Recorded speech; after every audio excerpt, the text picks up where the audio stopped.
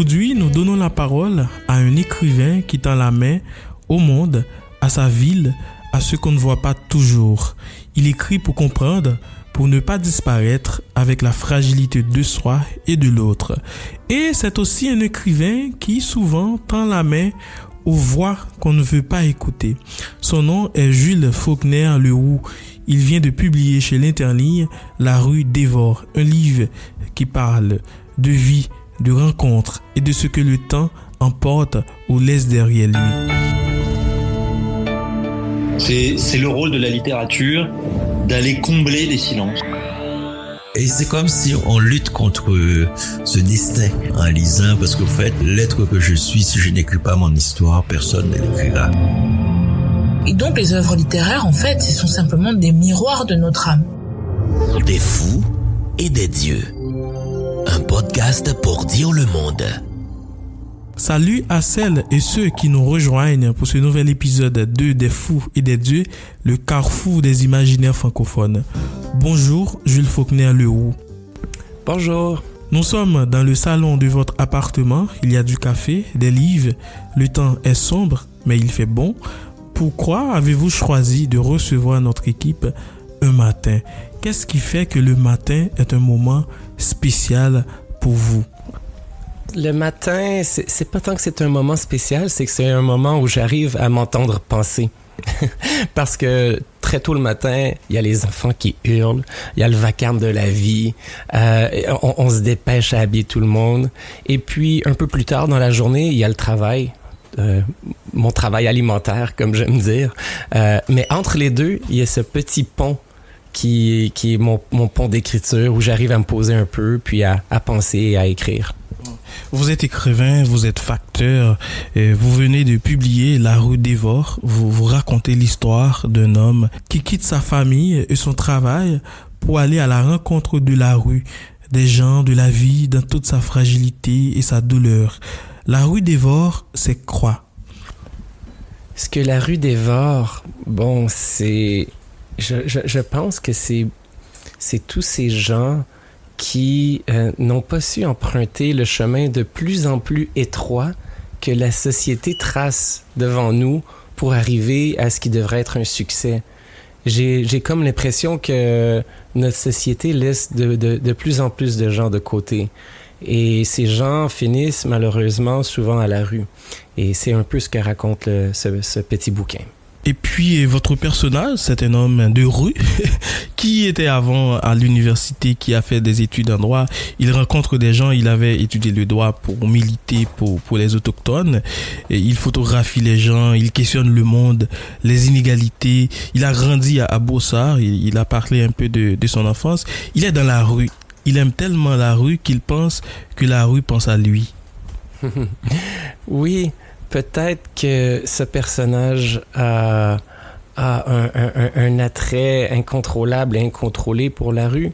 Et quand on est en amour avec quelque chose, parfois on s'imagine aussi que cette chose ou cette personne est en amour avec soi.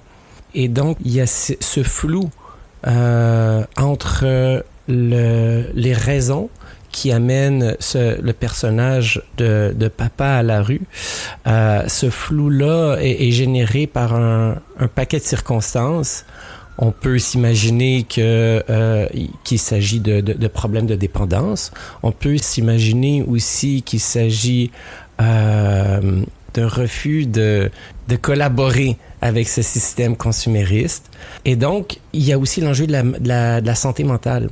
Mais à travers tout ça, on pourrait aussi supposer qu'il s'agirait simplement d'une lucidité poussée à l'extrême et donc de quelqu'un qui refuse de coopérer et éventuellement de se laisser dévorer par la rue. Mais est-ce que cet homme, c'est vous, Jules Faulkner-Leroux? Ce n'est pas moi. J'ai jamais habité dans la rue. Je n'ai jamais eu de période d'itinérance. Mais j'avoue avoir une certaine curiosité.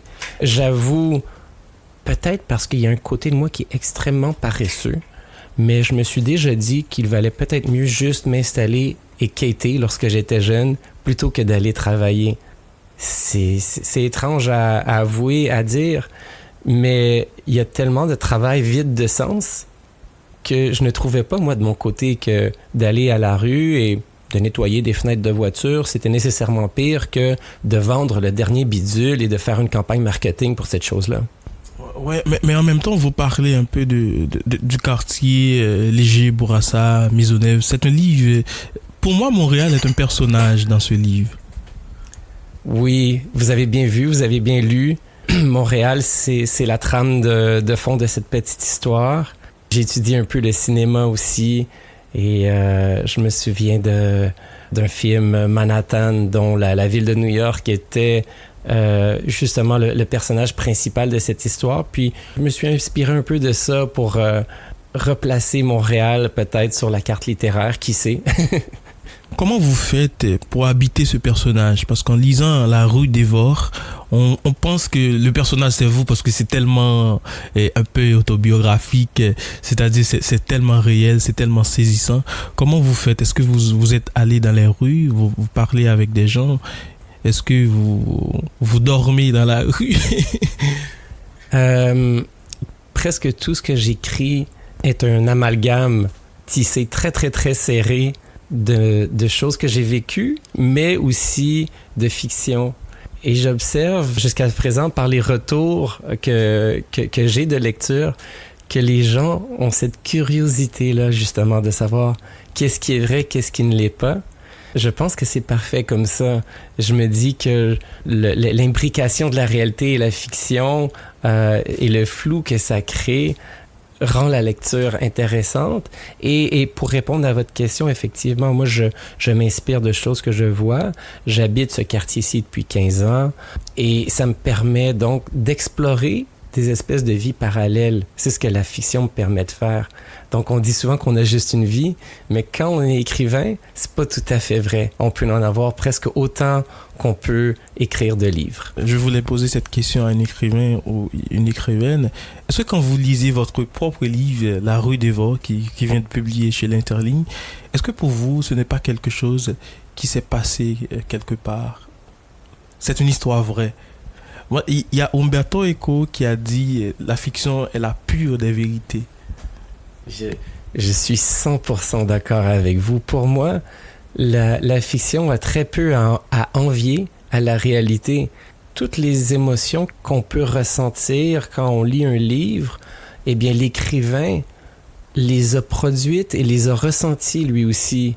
Si bien que c'est presque de la réalité pour l'écrivain. On s'est imprégné de ses personnages, de ses sentiments, de ses émotions, et ça n'en fait pas une chose moins vraie pour autant.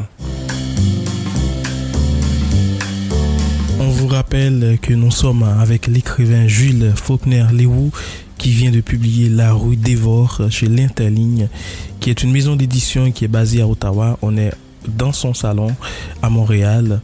Il y a du café, il y a sa bibliothèque qui est là, il y a son bureau. On est vraiment bien installé. Jules, dans votre livre, il y a plusieurs personnages secondaires. Il y a Tilou, Tichien, Brit, il fume, mène une vie très, très mouvementée. Il y a aussi le centre psychiatrique que le personnage visite de temps en temps jusqu'à ce qu'il va trouver cette vérité très surprenante. Et puis, il y a les itinérants qui sont ensemble, un personnage de votre livre. La rue dévore tend la main aux itinérants et interpelle la politique. Oui, ben, je pense qu'il faudrait vraiment être aveugle pour ne pas voir tous ces gens qui sont à la rue. Est-ce que c'est un appel politique? Ça demeure un livre de fiction, mais oui, qui traite d'un enjeu de plus en plus visible.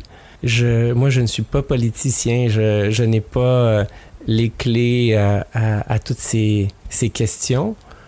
Mais si, en tant qu'écrivain, je peux juste ouvrir certaines portes et participer à la conscientisation de certaines problématiques, ben alors peut-être que j'aurais accompli un tout petit truc. Donc pour vous, écrire n'est pas une sorte d'engagement. C'est déjà un engagement, mais ce n'est pas vraiment une sorte d'engagement politique et social. Je pense que pour que la fiction soit efficace, le volet politique doit être en arrière-plan. Je veux pas écrire des pamphlets. Les gens ont déjà des opinions tout faites de toute façon en politique.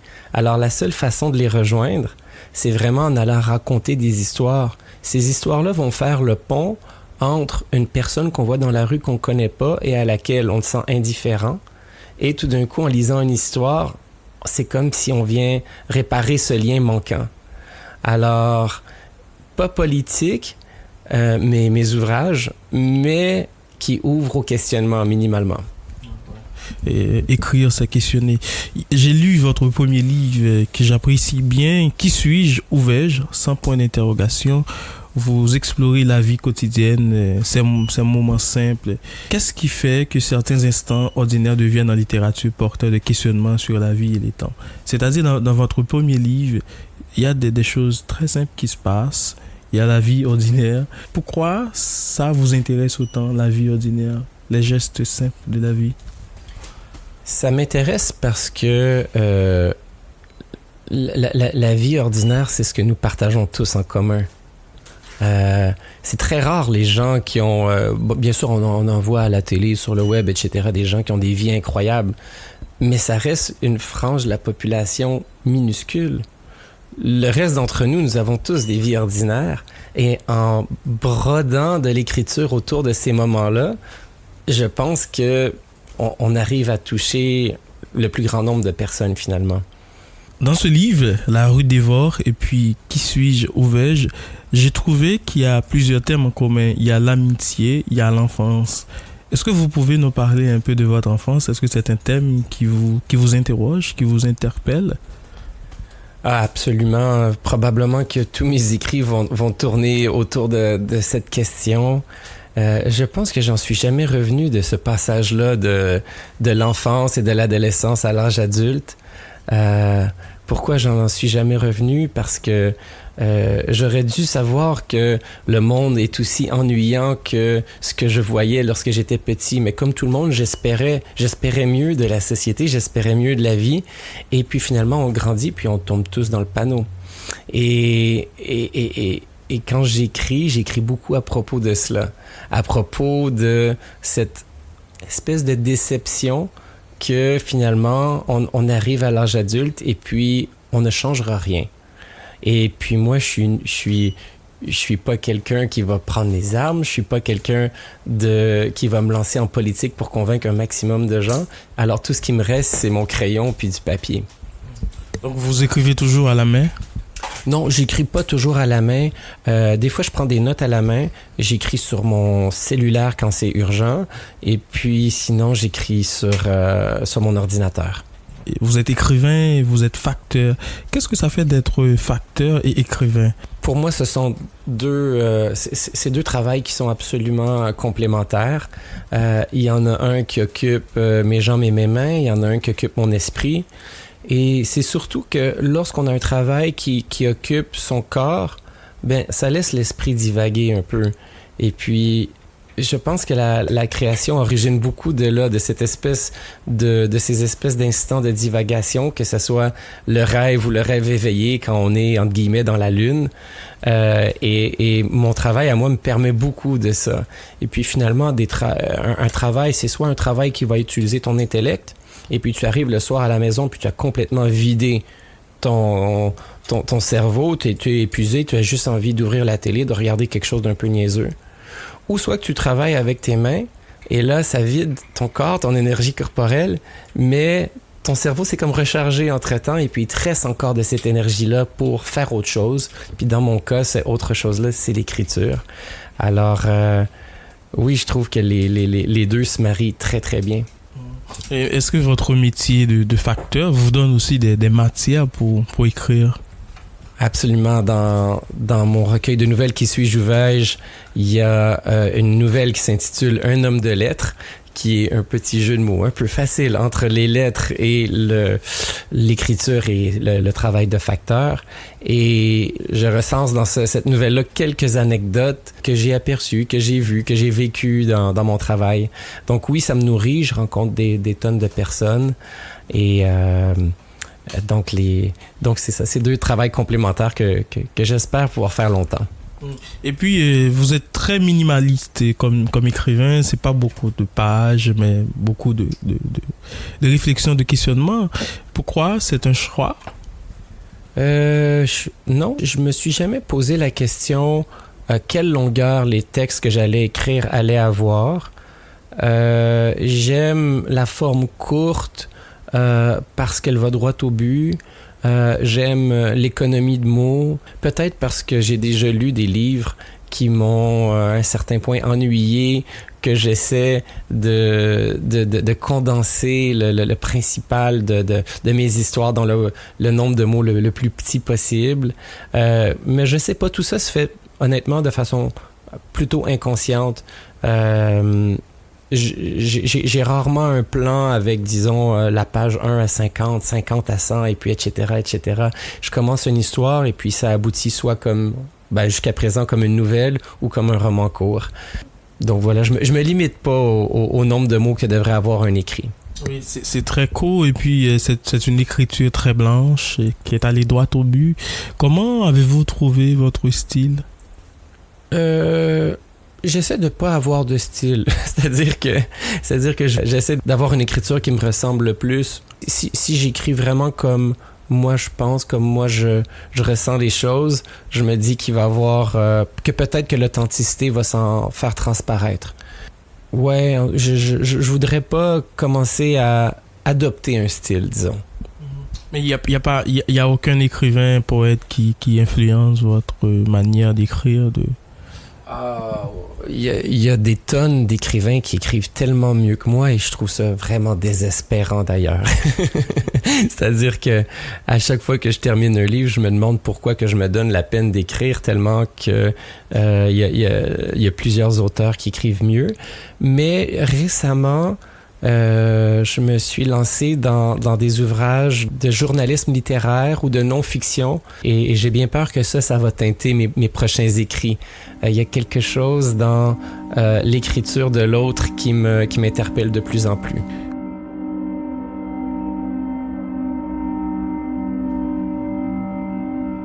Depuis quelque temps, Madame faisait souffrir plus que d'habitude. La nuit, j'étais si tendu que je serrais la mâchoire avec une force inouïe. Je me mordais ainsi, pendant mon sommeil et lorsque mon inconscient refaisait surface, pour qu'enfin je puisse me réveiller. Mais malgré ces avertissements qui avaient on ne peut plus de mordant, je ne me réveillais pas davantage. Ainsi, le matin, chaque matin, je revêtais mon costume et déambulais, comme en marge de ma propre vie, jusqu'au travail. Un travail dans lequel je me reconnaissais de moins en moins. Et plus ma dent me faisait mal, plus j'étais habité de ce sentiment de dissociation. Dissocié de mon travail, de mon couple, de mes amitiés calculées, de la société, de ma vie, ou de ce qui semblait être la mienne. Et plus ma dent me faisait s'ouvrir, plus j'avais envie de regarder à nouveau Into the Wild. Puis, étrangement, sans que j'aie cessé de serrer des dents comme un malade, ma palette me fait de moins en moins mal. Un matin, je me suis réveillé et ma dent était devenue noire. Je l'avais tuée. Me regardant devant la glace, j'ai trouvé que cela me donnait un drôle d'air. J'avais un je ne sais quoi de punk avec cette dent noire. Dans ma jeunesse, j'avais écouté beaucoup de musique punk, mais je ne m'étais jamais vêtu comme tel. Cela exigeait trop d'efforts. Il y avait un code vestimentaire et esthétique que je trouvais trop lourd, voire forcé, télégraphié. Il y avait tous ces tatouages aussi. Je n'en avais pas un. Ça n'avait rien à voir avec la peur des aiguilles. J'étais plutôt pudique et je souhaitais garder pour moi ce qui m'était le plus précieux, mon petit côté anarchiste. Être punk n'était pas quelque chose qu'on pouvait appliquer en couche d'encre sur la peau. Ça, c'est du fartage, du maquillage, de la poudre aux yeux. Être punk était tout l'inverse, ça devait partir de l'intérieur et remonter à la surface tout seul. Et là, avec ma gueule défaite, je commençais tranquillement à avoir l'air de qui j'étais. Le punk est un état d'esprit, pas un truc qu'on porte ou une coupe de cheveux. Or, cette dent que j'avais tuée était le reflet d'un processus intérieur violent, le résultat d'un ras-le-bol généralisé, d'un mal-être collant, et ce matin-là, je m'étais réveillé ainsi. Punk. Et maintenant, je vais vous lire un extrait de mon recueil de nouvelles « Qui suis-je, où vais-je ?», toujours paru aux éditions L'Interligne. C'est un extrait tiré de la nouvelle chez Johannes. Jusqu'à ses 77 ans, Joe était d'une forme surprenante pour un gars déplaçant une bedaine de bière aussi ronde et dure que la sienne. Je pense que c'est le vélo qui l'a préservé. Il se déplaçait partout à vélo. Pour aller à l'épicerie, il le faisait à vélo. Pour aller visiter Marco, il y allait à vélo. Pour aller acheter sa bière, il le faisait à vélo. Et il allait souvent acheter de la bière. Donc il faisait souvent du vélo. Mais à un moment donné, il s'est mis à se plaindre de maux de tête, de gros maux de tête. Un jour, il a appelé une ambulance. Il ne s'imaginait pas la force de monter sur son vélo pour se rendre à l'hôpital. La seule idée de rouler sur un nid de poule menaçait de lui faire sauter la cervelle. C'était un cancer. Joe n'était pas du genre à s'acharner avec des traitements qui allaient diminuer le peu de qualité de vie qu'il lui restait à vivre. Il demandait de recevoir des visites à domicile pour qu'on lui administre les soins de confort. Lorsque l'infirmière du CLSC passa, nous étions tous présents pour apprendre et connaître les différents soins qu'il allait falloir lui octroyer. C'est dommage, mais c'était peut-être prévisible, qu'il fallut attendre cet événement pour enfin nous retrouver, tous ensemble, chez Johannes.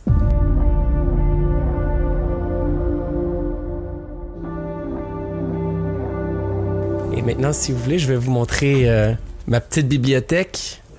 Oui, ça nous va très bien. Votre bibliothèque, j'imagine. Eh bien, c'est une grande bibliothèque. Non, c'est justement le problème. C'est une toute petite bibliothèque et à cause de ça, on trouve des livres cachés un peu partout, comme ici, en dessous de l'arbre à chat. Il y en a d'autres ici sur ma table, ma petite tablette de lecture. Donc ça déborde un peu partout, mais le corps principal, c'est cette petite bibliothèque. Vous avez Céline Bolagno, qui est un écrivain très très connu, un grand nom de... Donc cette étagère-là du haut, c'est les livres que j'aimerais lire prochainement. Ah, vous lisez Faulkner? Oui, effectivement. Pourquoi? Il m'a influencé d'ailleurs dans ce livre pour une nouvelle dans mon recueil de nouvelles. Et je sais pas, j'ai aucun lien, ni de près ni de loin, à moins que mes parents et grands-parents m'aient caché quelque chose. À ce que je sache, je ne suis pas de sa famille, mais j'ai beaucoup aimé Le bruit et la fureur. Et donc, en haut, c'est vraiment les livres que j'aimerais soit continuer à lire ou découvrir Vous avez prochainement. Proust et les Québécois, les Québécoises. Les Québécois sont par ici. Alors, au milieu, il y a tout ce qui est format poche et j'aime les regrouper par éditeur. Donc, c'est un peu mélangeant parce que dans une même catégorie de livres, on va retrouver un peu de tout. Mais donc, dans les poches, on a les folios, les pockets, les livres de poche. Après ça, j'ai des grands formats dans la littérature française. Et puis, j'ai un peu de poésie, un tout petit peu de poésie du québécois, naturellement. Si je regarde... je vais parler de ce livre-là, 1000 secrets, 1000 dangers, parce que... Bon, j'ai lu il y a 2-3 ans, mais son adaptation cinématographique sort tout juste. J'avais adoré le livre, puis je suis curieux de voir si le film est à la hauteur du bouquin. Et puis, bon, un autre incontournable qui est sorti l'année passée, Amiante, de Sébastien Dulude. Vous l'avez vu dans mes écrits, je parle beaucoup de l'enfance, et puis, donc nécessairement, ce livre me touchait droit au cœur. Chris et Piane de Naomi Fontaine. J'avoue avoir lu un peu de littérature autochtone, en partie pour me préparer à la rue des Vors, parce que c'est un sujet délicat. Les Autochtones se retrouvent dans la rue des Vors, et j'ai lu quelques ouvrages et visionné aussi des téléséries pour m'imprégner de cet univers. Et puis, bon, je pense que je vais vous parler de celui-là. Celui-là, c'est le prochain que je vais lire. C'est Pardon aux Iroquois d'Edmund Wilson, et c'est précédé par une préface de Joseph Mitchell dont j'ai adoré les livres, et puis c'est paru chez Luxe. Et bon, peut-être un petit dernier, Mykonos chez Héliotrope de Olga Duhamel-Noyer. Juste l'invitation à me rendre en Grèce, pays que j'ai jamais visité, j'ai pas pu résister. Et puis il y a votre bureau ici, vous avez une très belle vue avec des arbres, des fleurs. Qu'est-ce que ça vous inspire, ce bureau, cette vue? Bien, c'est un bureau pour faire tout, sauf pour écrire, je pense. Parce que j'ai l'impression que si l'écriture devient un travail, j'écris pas bien. il faut vraiment que j'écrive partout ailleurs, sur le comptoir de la cuisine, sur la petite table où on était tout à l'heure. Dans une bibliothèque, j'y arrive aussi lorsque je dois vraiment me discipliner. Dans un café. Mais j'aime trop écrire pour l'associer au travail. Puis un bureau, c'est ce que ça m'inspire du travail. Merci Jules Faulkner-Leroux. J'ai une petite chose à vous dire pour terminer, parce que vous savez, quand on se fait passer en entrevue, il y a toujours l'intervieweur qui détient les clés, et puis de la structure de l'entrevue, les questions. Mais je voulais garder une petite information pour vous, parce que je sais que vous êtes diffusé en Haïti. Et en 2018, je suis allé à Haïti. J'ai fait un petit voyage là-bas, et j'en rapporte des super souvenirs, des super anecdotes aussi. Peut-être qu'on aura l'occasion un autre tantôt d'en discuter. Mais je suis vraiment surpris de voir que un podcast qui est d'abord né à Haïti se retrouve ici à Montréal, et puis que je puisse retrouver Haïti de cette façon-là. Et puis je sais pas si tu l'as aperçu tout à l'heure quand je t'ai servi un café, mais c'était du café haïtien. Oh, merci. Merci Gilles. Ça me fait plaisir. Merci à vous d'avoir pensé à moi pour cette entrevue. Merci, c'était avec nous l'écrivain québécois Jules Faulkner-Leroux qui vient de publier chez l'Interligne La Rue dévore, un livre très minimaliste mais avec une grande humanité. Une humanité qui dépasse notre pensée, notre vie, notre manière de voir Montréal, de voir le Québec. À bientôt.